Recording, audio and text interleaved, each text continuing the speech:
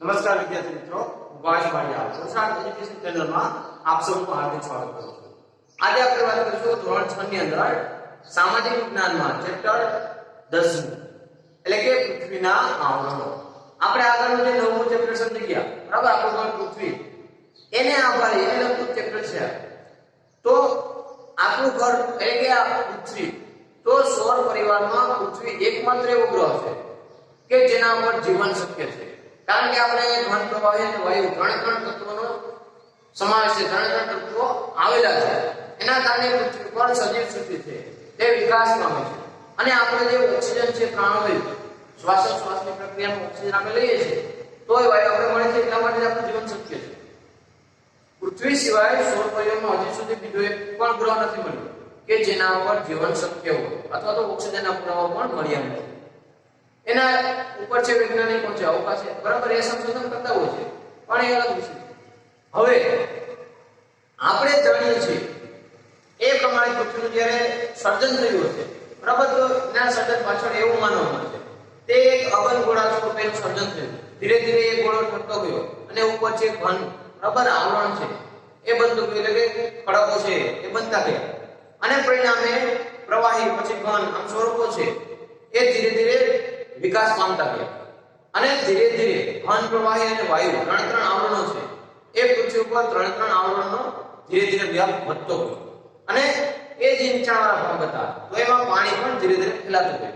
તો આવી રીતે પૃથ્વી છે એનું સર્જન થયું અને ધીરે ધીરે આવરણો છે એના પર ચડતા ગયા, એટલે કે ધીરે ધીરે ઓક્સિજન આવતો ગયો, બીજા અન્ય વાયુ આવતા ગયા, પાણી આવતું ગયું, બરાબર? ઉપર જે કડક સપાટી થઈ ગઈ જેના પર આપણે વસવાટ કરીશું, તો ધીરે ધીરે સજીવ સૃષ્ટિ વિકાસ પામવા લાગી। હવે એ બધું સજીવ સૃષ્ટિ જ્યારે શક્ય બને જ્યારે પૃથ્વી પર આ બધા આવરણો હોય, એટલે કે આપણી પૃથ્વી છે એમની ઉપર મુખ્ય 4 આવરણો આવેલા છે, બરાબર? હવે આ 4 આવરણોના લીધે જ પૃથ્વી ઉપર જીવન શક્ય છે। જો આ 4 માંથી એક પણ આવરણ ન હોય તો જીવન શક્ય નથી। તો આપણે આ પ્રકરણની અંદર, આ પાઠની અંદર આપણે એ જે 4 આવરણો છે એ આવરણો વિશે વિસ્તારથી સમજવાનું છે અને જાણવાનું છે કે આવરણો છે આપણને શું શું ઉપયોગમાં આવે છે, કયા કયા ફાયદા થાય છે, એ બધું આપણે એના વિશે જાણીશું। તો એ 4 આવરણો છે એટલે મૃદાવરણ, જલાવરણ, વાતાવરણ અને જીવાવરણ। તો આપણે એ સમજીએ મૃદાવરણ, બરાબર? તો મૃદાવરણ છે તે મૃદ વત્તા આવરણ, એટલે કે મૃદાવરણમાંથી મૃદ કાઢી દે તો મૃદ પ્લસ આવરણ। મૃદ એટલે માટી અને આવરણ એટલે આવરણ, પડ, બરાબર? સમજાય? તો આમ જે પૃથ્વી સપાટી પર જે માટીનું પડ આવેલું છે અથવા તો માટીનું આવરણ આવેલું છે તેને આપણે મૃદાવરણ કહીએ છીએ। સમજાય ગયું? પૃથ્વી સપાટી ઉપર જે માટીનું, બરાબર, કડક અથવા તો સખત જે પડ આવેલું છે તેને મૃદાવરણ કહેવાય છે। આ યાદ રાખજો, મૃદાવરણ એટલે શું?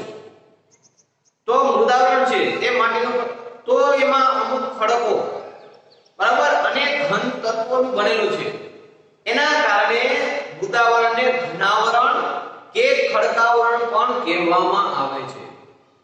કારણ કે મૃદાવરણ છે માટી છે, બરાબર, એનું આવરણ છે તેમાં અમુક ખડકો પણ આવેલા છે અને એ માટી છે તે ઘન છે, તો એના કારણે મૃદાવરણને ખડકાવરણ કે ઘનાવરણ તરીકે પણ ઓળખવામાં આવે છે। આ યાદ રાખજો, મૃદાવરણને બીજા કયા આવરણ તરીકે ઓળખવામાં આવે છે? તો ખડકાવરણ અને ઘનાવરણ તરીકે। હવે આપણે જોઈએ તો એ જે મૃદાવરણ છે, બરાબર, હવે એમની જાડાઈ, બરાબર, એટલે કે મૃદાવરણ ઉપર, પૃથ્વી સપાટી ઉપર મૃદાવરણ છે એમાં આપણે જોઈએ મૃદાવરણ કઈ કઈ બાબતો આવે? મૃદાવરણ એટલે જમીન આપણે સમજવાની, આજુબાજુ જે કઈ જમીન છે એ મૃદાવરણ। તો એમાં કઈ કઈ બાબતો આવે? તો એમાં જોઈએ તો પર્વતો, મેદાનો, ઉચ્ચ પ્રદેશો, બરાબર, ખડકો, આ બધું છે એ બધું એમાં આવશે મૃદાવરણમાં। અને એ બધા છે એટલે કે ખડકો છે, ઉપરની જે કઈ જમીન સપાટી છે, મેદાન પ્રદેશ છે, પર્વતો છે, ઉચ્ચ પ્રદેશો છે, આ બધા મૃદાવરણના ભૂમિ સ્વરૂપો છે અને એ ઉપર આવેલા છે। હવે આપણે મૃદાવરણ એટલે કે પૃથ્વીમાં જેમ ખાડો કરે, જેમ જેમ ઊંડે જશું એટલે કે અમુક સમય આપણે ખ્યાલ છે પ્રમાણે પૃથ્વી અગનગોળો હતી તો ઉપરની સપાટી ઠરી છે, હજી પણ અમુક કિલોમીટર ઊંડે જવામાં આવે તો શું થાય, ત્યાં લાવા નીકળે છે, બરાબર. અંદર હજી પણ ધક્કો લાવા છે, અંદર હજી પણ અગનગોળો છે, ઉપર જ આવરણ છે થઈ ગયું છે. હવે એટલે કે મૃદાવરણની જાડાઈ, તો મૃદાવરણ કેટલું જાડું છે, તો ઉપરથી લઈ અને જ્યાં સુધી એટલે કે 64 કિલોમીટર થી લઈ અને 100 કિલોમીટર સુધી મૃદાવરણ છે તે જાડાઈ ધરાવે છે, એટલું એનું પડ જાડું છે. પછી ત્યાર પછી જોઈએ તો શું આવે, લાવા આવે. હવે જોઈએ તો મૃદાવરણ છે પૃથ્વી સપાટી પર 29% ભાગ રૂપે છે, એટલે કે આપણે પૃથ્વી સપાટી ઉપર મૃદાવરણ છે, જમીન સપાટી છે તે 29% ભાગ છે, બાકીના 71% ભાગમાં પાણી આવેલું છે, બરાબર, જલાવરણ આવેલું છે. તો 29% ભાગમાં મૃદાવરણ છે જેના પર આપણે બધા વસવાટ કરીએ છીએ. હવે ત્યાર પછી તો આપણે જેમ જેમ પૃથ્વીમાં ઊંડે જશું તો અંદર લાવા છે તો શું થશે, એટલે કે પૃથ્વીમાં જેમ જેમ ઊંડે જઈએ તેમ તેમ તાપમાનમાં વધારો થતો જાય, કારણ કે જેમ જેમ આપણે લાવા નજીક જશું એટલે શું થાય, ગરમીનું પ્રમાણ વધે ને, તો તેમ તેમ તાપમાનમાં વધારો થતો જાય.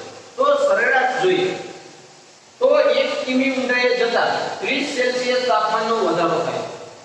એટલે કે આપણે જમીનની અંદર જઈએ તો જમીનની અંદર 1 કિલોમીટર જાઓ તો 30 સેલ્સિયસ તાપમાન, ફરીવાર 1 કિલોમીટર જાઓ તો 30 સેલ્સિયસ વધી જશે, બરાબર. ફરીવાર જેમ જેમ ઊંડે જતા જઈએ તેમ તેમ તાપમાનમાં વધારો થતો જાય, કારણ કે અંદર હજી પણ લાવા આવેલો છે. હવે એ જે લાવા છે તો એમાં જે ખડકોના ઓગળેલા રસને, બરાબર, એટલે કે એમાં જે અમુક ખડકો છે, અમુક માટી છે એ ધીરે ધીરે હજી પણ ઓગળે છે. તો આમ જે ખડકોના ઓગળેલા રસને મેગ્મા કહેવામાં આવે છે, બરાબર. એટલે કે એ જે ખડકો પીગળેલા એટલે ઓગળેલા, બરાબર, એ જે ખડકો ઓગળે છે એવા ભૂરસને મેગ્મા કહેવાય છે. અને આ મેગ્મા ઘણી વખત જ્વાળામુખી જ્યારે ફાટે ત્યારે જે લાવા નીકળે છે, પછી લાવા એટલે મેગ્મા, બરાબર, એ પૃથ્વી સપાટી અંદર રહેલો છે તો ઘણી વખત નીકળે છે. હવે એમાં જોઈએ તો એ અંદરનો મેગ્મા છે ત્યાં વાયુઓ છે અને ખડકો છે, બરાબર, એનું દબાણ યોગ્ય હોય છે. અને આપણે પૃથ્વી છે એનું સંતુલન પણ આ જે મેગ્મા છે એમાં પણ ફાળો આપે છે, કારણ કે એ મેગ્મા છે તે હંમેશા પૃથ્વી સપાટી ઉપર આવવા માટે પ્રયત્ન કરે છે, બરાબર. એ જે નાની આકૃતિ દોરી છે એના દ્વારા આપણે સમજીએ તો એ મેગ્મા છે એટલે કે મેગ્મા છે તે પૃથ્વી સપાટી ઉપર આવવા પ્રયત્ન કરે છે, અને પૃથ્વી સપાટી ઉપર જે કઈ ખડકો છે, પર્વતો છે, એ બધા ભૂમિ સ્વરૂપો નીચે દબાણ કરે છે. એના કારણે નીચેથી જે લાવા છે એ ઉપર દબાણ કરે અને ઉપરના ખડકો, પર્વતો છે એ નીચે દબાણ કરે છે. એના કારણે પૃથ્વી છે એમની સંતુલન જળવાઈ રહે છે. જો એ બેની સંતુલન ખોરવાય, બરાબર, એટલે કે એમાં નીચેનો જે લાવા છે એનું દબાણ વધી જાય, ઉપરનું દબાણ ઘટે તો શું થાય, હા, અંદરનો લાવા છે તે બહાર આવે. અને કેવી રીતે આવે, તો જ્વાળામુખી સ્વરૂપે બહાર આવે, બરાબર, અને હોનારત સર્જે છે, નુકસાન ઘણું બધું થતું હોય છે. તો એવી રીતે બંને દ્વારા એકબીજા સાથે સંતુલન ધરાવે છે, બરાબર. અને એના કારણે આપણા પૃથ્વીનો જે પોપડો છે, બરાબર, એટલે કે પૃથ્વીનો ગોળો છે એ આજે પણ શક્ય છે. જો એ તાપમાનમાં વધારો ઘટાડો થાય, એટલે કે દબાણમાં વધારો ઘટાડો થાય તો એ ગોળો છે તે ફાટી જાય, બરાબર. એવું ન થાય એટલા માટે કુદરતે આ એક વ્યવસ્થિત રીતે ગોઠવણી કરી છે અને એકબીજાને દબાણ કરે છે, એના કારણે એ ગોળો છે એમને રહે છે. હવે આ આપણું મૃદાવરણ એનો વિસ્તાર, બરાબર, એનું બંધારણ, એટલે કે મૃદાવરણ કેવી રીતે બંધાય છે, એમાં કઈ કઈ બાબતો છે, એનો ફાળો છે, બરાબર, એ યોગ્ય છે. તો એ આપણે જાણી લીધું. હવે જોઈએ મૃદાવરણના ફાયદાઓ, મૃદાવરણના લાભો, બરાબર. અત્યારે જે મોન્સૂન, અત્યારે જે ચોમાસાની સિઝન ચાલી રહી છે, બરાબર, અત્યારે પણ જોઈએ તો એકદમ ધોધમાર વરસાદ આવી રહ્યો છે. વચ્ચે ડિસ્ટર્બન્સ એટલા માટે કીધું, બરાબર, કારણ કે એનો અવાજ આવે છે. તો વરસાદ છે એ સિઝન છે અને ખૂબ જ વરસાદ, આ જે આપણો વરસાદની માહોલમાં, બરાબર, ઓનલાઈન શિક્ષણ આપણે અત્યારે લઈ રહ્યા છીએ તે ખૂબ જ યોગ્ય ટેકનોલોજી અને પ્રકૃતિ છે એમનો સમન્વય જોવા મળે છે, બરાબર, કારણ કે ટેકનોલોજી છે એ છે અને પ્રકૃતિ છે એ પણ નિર્ભર, એ બંનેનો સમન્વય જોવા મળે છે, જોડાણ જોવા મળે. અને આપણે અત્યારે વાતાવરણની અંદર શિક્ષણ લઈ રહ્યા છીએ, બરાબર. તો એ જે શિક્ષણ છે એક અદ્ભુત છે.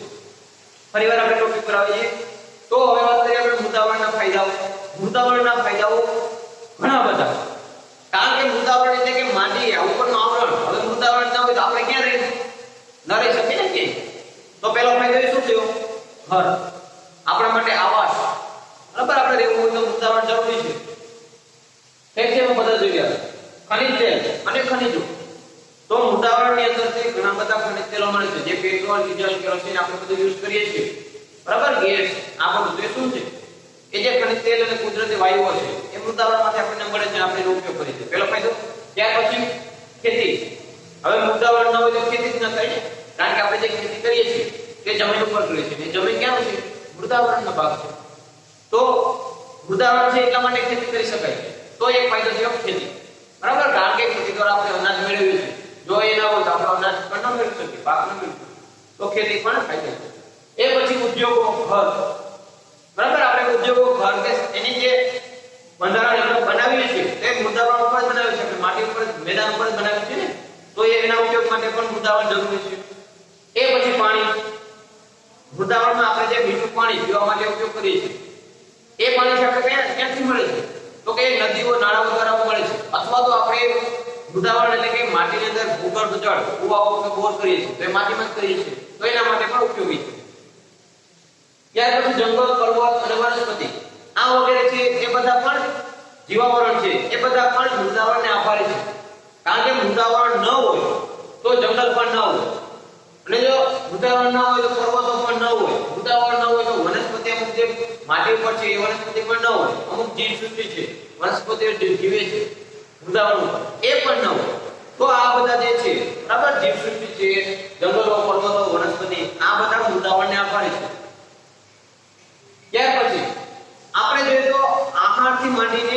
આવાસ સુધી અને આપણા જીવનના અસ્તિત્વ માટે વૃંદાવન જરૂરી છે જો વૃંદાવન ન હોય તો આપણે આહાર પણ ન મળે કારણ કે આપણે અમુક જે આહાર મેળવીએ છીએ બરાબર અથવા તો જે શાકાહારી આહાર મેળવીએ છીએ તો ક્યાંથી મળે છે ખેતીમાંથી થાય છે ને ખેતી ક્યાં થાય છે વૃંદાવન તો એ આપણા માટે જરૂરી છે આવાસ એટલે આપણે જે જગ્યાએ રહીએ છીએ આપણું રહેઠાણ બરાબર મકાન આપણે મકાન ક્યાં બાંધીને રહીએ છીએ જમીન ઉપર જ ને તો એ જમીન એટલે વૃંદાવન તો એના માટે પણ વૃંદાવન જરૂરી છે આમ કહીએ તો આપણું અસ્તિત્વ છે તો એના માટે વૃંદાવન જરૂરી છે જો વૃંદાવન ન હોય તો આપણું અસ્તિત્વ પણ ન હોય બરાબર આ હતા વૃંદાવનના ફાયદા આમ જોઈએ જે ચાર આવરણ છે આપણે જે આ પાઠમાં સમજવાના છે એ ચાર આવરણમાંનું કોઈ પણ એક આવરણ ન હોય તો પણ પૃથ્વી પર જીવ સૃષ્ટિ શક્ય નથી માટે ચાર છે એ જરૂરી છે બરાબર એમાં જે વૃંદાવન છે એ આપણે સમજી ગયા એમનું વિસ્તરણ એનું બંધારણ અને એમના ફાયદાઓ એના વિશે વાત કરી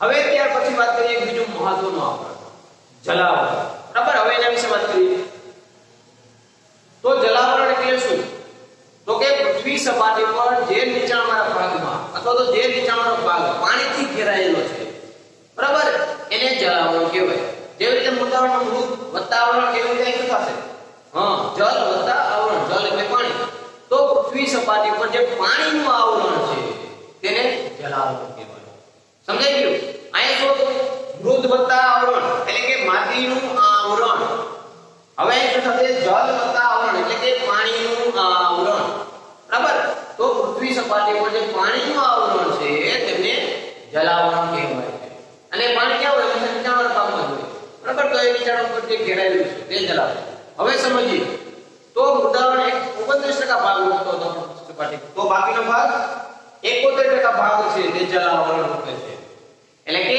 આપણી પૃથ્વીની સપાટી ઉપર 71% ભાગ છે તે જલાવરણ રૂપે છે એટલે આમ જો ત્રણ ભાગમાં પાણી અને એક ભાગમાં આપણે કહી શકાય કે જમીન છે એવું કહી શકાય બરાબર તો એ જે 71% ભાગ રૂપે છે એ વિશાળ જળરાશિ ધરાવે છે એમાં ભૂમિખંડો છે પણ એ પણ નાના નાના ટાપુઓ લાગે છે એવા વિશાળ જળરાશિ ધરાવતા બરાબર સાગરને મહાસાગરો કહેવાય છે કે જેમની અંદર પાણી છે તે ખૂબ જ મોટો પાણીનો જથ્થો આવેલો હોય અને એની ઊંડાઈ પણ ખૂબ જ વધારે હોય તો એવા આપણે પૃથ્વી સપાટી ઉપર પૃથ્વીની અંદર મુખ્ય 4 મહાસાગરો છે અહીંયા દર તો કયા મોટા મહાસાગરો છે બરાબર તો 4 મહાસાગરો આવેલા છે એમાં જોઈએ તો પેસિફિક મહાસાગર એટલાન્ટિક મહાસાગર આર્કટિક મહાસાગર અને આપણે જે દક્ષિણમાં આવેલો છે હિન્દ મહાસાગર તો આ મુખ્ય 4 મહાસાગરો છે એ આવેલા છે હવે એમાં જોઈએ તો આ જે 4 મહાસાગરો એમાંના અમુક મહાસાગરો એટલે કે આ જે પાણીનો જથ્થો છે એની ઊંડાઈ જોઈએ તો અમુક જગ્યાએ તો 10 થી 11 કિલોમીટર સુધી ઊંડાઈ આવેલી છે એટલે કે એટલી ખાઈઓ આવેલી છે પાણીની અંદર. આપણે કહીએ છીએ ને કે દરિયાનું તળિયું ન આવે. હવે 1 કિલોમીટર આપણે દેખાવાનું છે નથી દેખાવાનું. તો એ જે દરિયો છે એટલે કે મહાસાગર છે. ઘણી જગ્યાએ 10 થી 11 કિલોમીટર સુધી ઊંડી ખાઈઓ આવેલી છે. જેવી રીતે આપણે પૃથ્વી સપાટી ઉપર બરાબર જે ખડકો પર્વતો આવેલા છે એટલે કે આવરણ છે એ ઊંચા નીચાનું આવરણ છે, ક્યાંક ખાઈ છે ક્યાંક શિખર છે. એવી જ રીતે જલાવરની અંદર મહાસાગરની અંદર પણ આવી રચના છે. એમાં પણ એવા ઊંડી ખાઈઓ અને એવા શિખરો ને બધું આવેલું છે. હવે એ જે જલાવરણ છે બરાબર એમાંનું જે પાણી છે તો એ 71% પાણી 57% પાણી છે તે સમુદ્રમાં રહેલું છે. જે પાણી ખારું છે બરાબર 57% પાણી છે તે ખારું પાણી છે અને સમુદ્રમાં રહેલું છે. બાકીનો 0.5% બરાબર એ જે ઉત્તર દક્ષિણ ધ્રુવ છે જે ઠંડા પ્રદેશ છે તે હિમાલય જેવા બરફવાળા પર્વતો છે એમાં રોકાયેલું છે. અને એ જે બાકીનું છે એ સિવાય ભૂગર્ભ જળ બરાબર જે જમીન સપાટી અંદર જે પાણી આવેલું છે તે સરોવરો, નદીઓ, નહેરો આ બધું પાણીઓ છે એ બધું પાણી રોકાય છે. આમ કહીને 100% પાણી છે એમાંનો 71% ભાગ તે પૃથ્વી સપાટીનો રોકાય છે. હવે જલાવરણ છે તે પણ ખૂબ જ અગત્યનું છે. આ તો આપણે એમને સમજ્યા છે જલાવરણનું બંધારણ બરાબર એનું વિસ્તરણ કેવી રીતે બનાવ્યું એમાં કઈ કઈ બાબતોનો સમાવેશ થાય એ આપણે સમજી ગયા. હવે જલાવરણ છે તે પણ ખૂબ જ અગત્યનું છે. તો હવે આપણે વાત કરીએ જલાવરણના ફાયદા વિશે બરાબર. તો એમાં જોઈએ તો મીઠું આપણે જે કઈ મીઠું એટલે કે નમક બરાબર કારણ કે મીઠા વગરનું જે ભોજન છે એ આપણે ભાવતું જ નથી બરાબર. તો મીઠું છે ભોજન માટે ખૂબ જ જરૂરી છે. તો એ મીઠું ક્યાંથી મળે છે? દરિયામાંથી બરાબર. તો એ મીઠું આપણે જલાવરણમાંથી મીઠું મળે છે એક ફાયદો. એ પછી મેંગેનીઝ, ક્લાય, લોખંડ વગેરે જેવા ખનિજો એટલે કે જે મૃદાવરણમાંથી ખનિજો મળે છે, ખનિજ તેલ મળે છે એવી જ રીતે જલાવરણની અંદરથી પણ ખનિજો અને ખનિજ તેલ મેળવવામાં આવે છે. બીજો ફાયદો ત્યાર પછી વિદ્યુત શક્તિ. તો જલાવરણ એટલે કે દરિયાના અમુક જે પ્રચંડ મોજા છે બરાબર એ મોજાને નાખવામાં આવે છે અને ત્યાં ભરતીઓ જ્યાં થતી હોય ત્યાં મોટા મોટા હાઇડ્રા પાવર સ્ટેશન લગાવવામાં આવે અને એમાંથી વીજળી ઉત્પન્ન કરવામાં આવે છે. એ સિવાય નદીઓ હોય તેમાં બંધમાં હાઇડ્રા પાવર સ્ટેશન લગાવવાનું ત્યાંથી પણ વીજળીઓ ઉત્પન્ન કરવામાં આવે છે. જેમ કે આપણે નર્મદા નદી બરાબર જે સરદાર સરોવર બંધ યોજના છે એ પછી તાપી નદી છે તો કાકડા ઉકાઈભાઈ આપણા ગુજરાતના જે બંધ ત્યાં હાઇડ્રા પાવર સ્ટેશન છે અને ત્યાંથી વીજળી પણ ઉત્પન્ન કરવામાં આવે છે. તો વિદ્યુત શક્તિ એના માટે જરૂરી છે. એ પછી જળમાર્ગ બરાબર. હવે દરિયો ન હોય, નદીઓ ન હોય તો જે વખાણો છે, સ્ટીમરો છે એ ચાલે નહીં. તો આપણે જે દરિયા જળમાર્ગ મારફતે એક જગ્યાએથી બીજી જગ્યાએ જઈએ છીએ તે જવાય નહીં. તો માટે જળમાર્ગ માટે પણ જલાવરણ છે એ ખૂબ જ ઉપયોગી છે. કારણ કે એના દ્વારા માલ સામાન છે અથવા તો માણસો છે એ જળમાર્ગ મારફતે એક જગ્યાએથી બીજી જગ્યાએ જઈ શકે છે એટલે પરિવહન કરી શકે છે. તો જળમાર્ગ માટે પણ ખૂબ જ જરૂરી છે.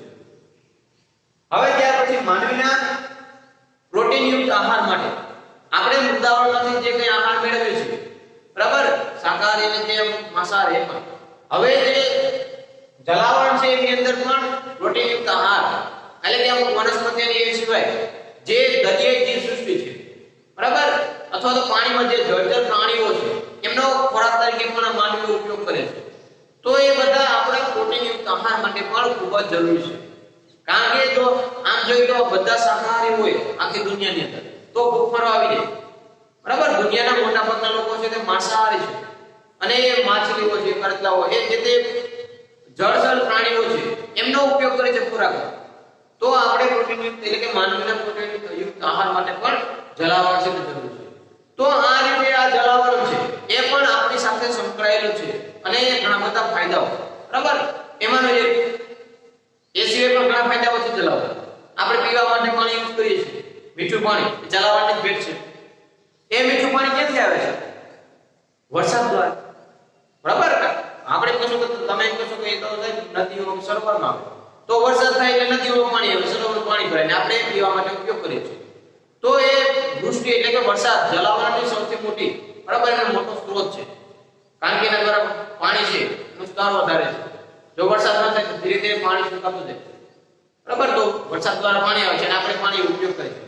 તો આપણા માટે એટલે કે પીવાનું મીઠું પાણી પણ જલાવરણની ભેટ છે બરાબર. તો જલાવરણ ન હોય તો આપણે પાણી ન આપણે રોજબરોજ જીવનમાં જે વપરાશમાં પાણી વપરાય છે બરાબર એ પણ જલાવરની ભેટ છે. મોટા મોટા ઉદ્યોગો છે, કારખાનાઓ છે, તેમાં તો ગેલનના ગેલન, કેટલા હજાર ગેલન પાણી, કેટલા લાખ ગેલન પાણી યુઝ કરે છે. તો એ પાણી પણ જલાવરણ, જો એ પાણી ના હોય તો ઉદ્યોગ પણ ના ચાલે. માટે જલાવરણ છે એ ખૂબ જ જરૂરી છે. આમ તો ચારે આવરણો ખૂબ જ જરૂરી છે. એમાં આપણે આ જે મુખ્ય બે આવરણો જલાવરણ અને મૃદાવરણ, એ આવરણના વિસ્તરણ એકદમ બંધારણ વિશે સમજ્યા. હવે એમની ઉપયોગિતા વિશે પણ આપણે સમજ્યા. બરાબર, આ સિવાય પણ રોજબરોજ જીવનમાં આપણી સાથે જે ઉપયોગમાં આવતા જ હોય છે. બરાબર, આ સિવાય પણ ઘણી બધી ઉપયોગિતાઓ એમની સાથે જોડાયેલી છે. નાની નાની ઘણી બધા ઉપયોગમાં આપણે લઈએ છીએ. આપણા જીવનમાં આ બે ખૂબ જ ઉપયોગી છે આમ કહી શકાય. બરાબર, આ બે ના હોય તો આપણે ન જીવી શકીએ. તો આમ જલાવરણ અને મૃદાવરણ એના વિશે આપણે આ જે વિડિયો છે બરાબર એમની અંદર આપણે વિડિયો લેક્ચરની અંદર જોઈશું.